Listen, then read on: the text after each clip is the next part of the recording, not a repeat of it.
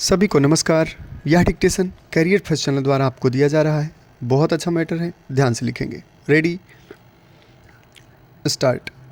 कुछ सप्ताह बाद वर्षा प्रारंभ हो जाती और यांगसी नदी में बाढ़ आ जाती, तब उसे पार करना असंभव हो जाता।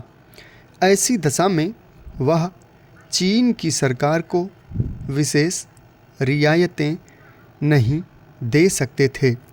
चीन की सरकार अभी संधि चर्चा को आगे जारी रखना चाहती थी, किंतु कम्युनिस्ट अधिक प्रतीक्षा नहीं कर सकते थे। शांति वार्ता के इरादे में दोनों ही पक्षों ने अपनी स्थिति को मजबूत बनाने का प्रयास किया है।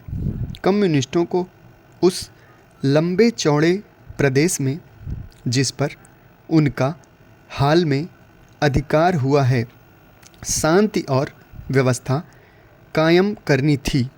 नया प्रदेश जीतने के पहले उनको जीते हुए प्रदेश को अच्छी तरह हजम करना था।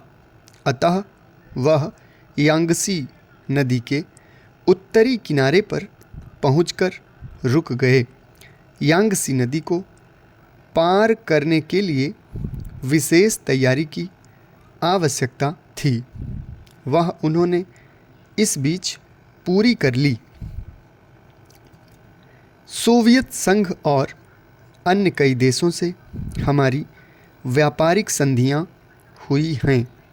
पिछले वर्ष हमारे प्रधानमंत्री पाकिस्तान के प्रधानमंत्री से मिले। ये मुलाकातें मैत्रीपूर्ण थीं और इसके फलस्वरूप दोनों देशों के बीच कई विवादग्रस्त मामलों के बारे में, जो बहुत दिनों से चल रहे थे, पारस्परिक सद्भावना पैदा हो गई। इस दिशा में हम कुछ आगे बढ़े थे, पर दुर्भाग्य से कुछ ऐसी घटनाएं घटी हैं जिनके कारण प्रगति में रुकावटें पड़ रही हैं। मुझे खुशी है कि मेरी सरकार और श्रीलंका की सरकार के बीच श्रीलंका के भारतीय प्रवासियों के प्रश्न पर समझौता हो गया है।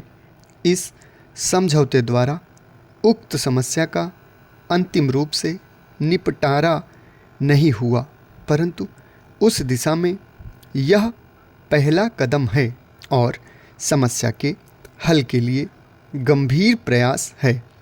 विदेशों से भारत के संबंध मैत्रीपूर्ण बने रहे हैं, यद्यपि कभी कभी गलत फहमियाँ पैदा हो जाती हैं। अपने पड़ोसी राष्ट्रों श्रीलंका तथा बर्मा से, जिनके साथ हमारे भौगोलिक ही नहीं बल्कि चिरकाल से सांस्कृतिक संबंध भी हैं, मैत्रीपूर्ण संबंध को उन्नत करने का मेरी सरकार सतत प्रयत्न करती रही है। पश्चिमी एशिया के देशों और मिस्र के साथ हमारे संबंध मैत्रीपूर्ण और पारस्परिक सहयोग के रहे हैं। सूडान के निर्वाचन आयोग के अध्यक्ष के रूप में हमारे मुख्य निर्वाचन आयुक्त की सेवाओं की प्रशंसा की गई है और चुनाव व्यवस्थित ढंग से संपन्न हो गए हैं। इस समय मेरी सरकार के प्रतिनिधि चीनी गणतंत्र की सरकार से तिब्बत के संबंध में सामान्य हित के विभिन्न मामलों पर बातचीत कर रहे हैं। मुझे पूरी आशा है कि इस बातचीत के परिणामस्वरूप सभी विशिष्ट समस्याओं के बारे में समझौता हो सकेगा। इसलिए मैं इसका स्वागत करता हूं और अपने इन्हीं लोक महत्व के कतिपय अत्यावश्यक बिंदुओं के साथ मैं अपनी वार्ता और अपनी वाणी को विराम देता हूँ। साधुवाद। समाप्त। धन्यवाद।